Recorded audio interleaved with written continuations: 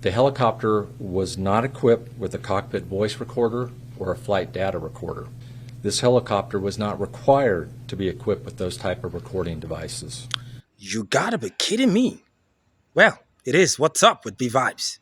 B-Vibes Radio.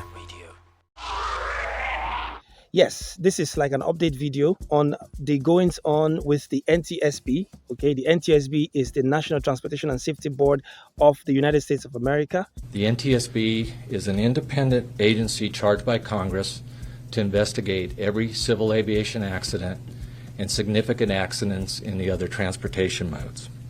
They are looking into the possible causes of that particular accident. Okay, we know that the particular aircraft involved in that particular air crash or air disaster involving Herbert Wigwe and his family and one other person.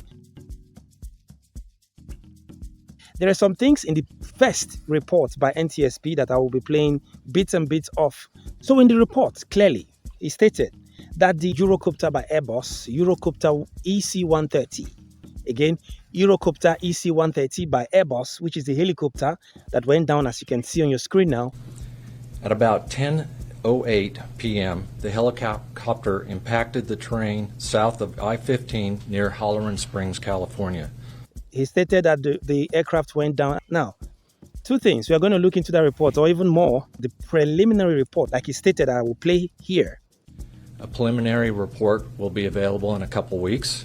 Now, he said this one is just a preliminary report, but the actual preliminary report will take weeks, okay? It's been a month now, or even more, and we are yet to hear anything. Let's assume that it's going to go into months. But he also said in that report that the actual final report will go through a process of investigation for about 12 to 24 months, like he said here. A full NTSB investigative report and investigation will last 12 to 24 months before a final report is published. Now, 12 to 24 months, that's about 1 to 2 years before the final report comes out. Certain questions we're going to raise from that report that he said. Now, firstly, he said, and this is very, very important to note, it was not required for that particular aircraft to fly with the CVR. What is the CVR? The cockpit voice recorder, and the flight data recorder, FDR. The helicopter was not equipped with a cockpit voice recorder or a flight data recorder. This helicopter was not required to be equipped with those type of recording devices. So these two things are very, very important in any air crash mishap investigation.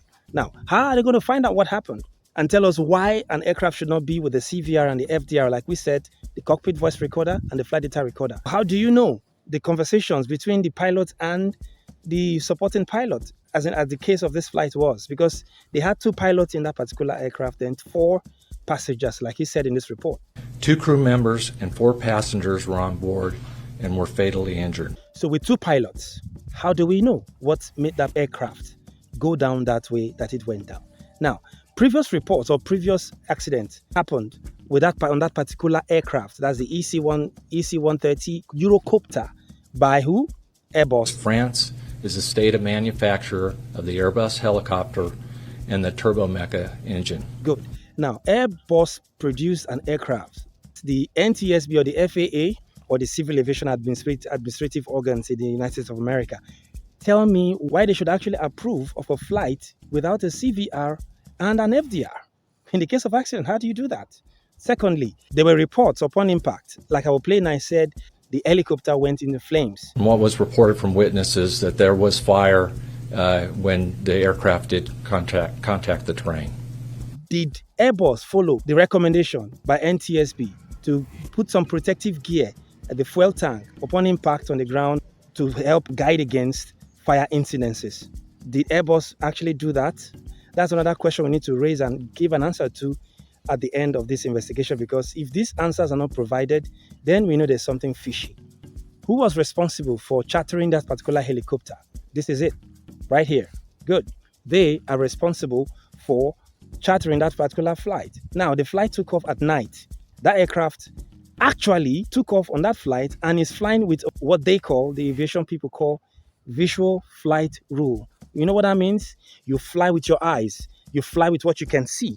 If it was an instrument flight rule, IFR, maybe the case would have been different. So why should the FAA, in their case, or the NTSB, recommend that a flight taking off around 8:30 thereabout, 8:30, 8:25 or 8:20 thereabout at night. But there's flight flying on a visual flight rule, take off from California Burbank to Nevada.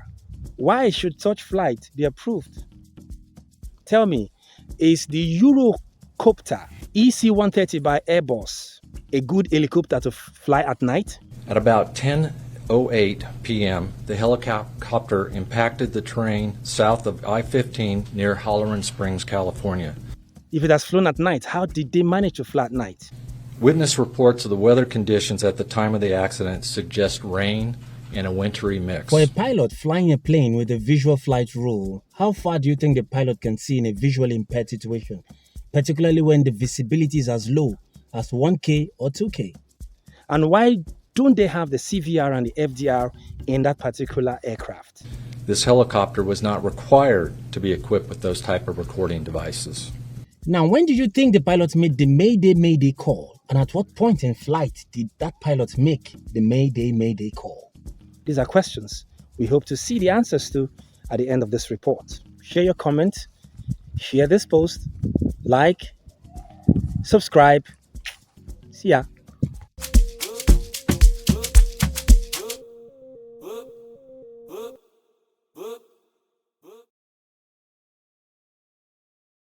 This is a postscriptum, that is, PS.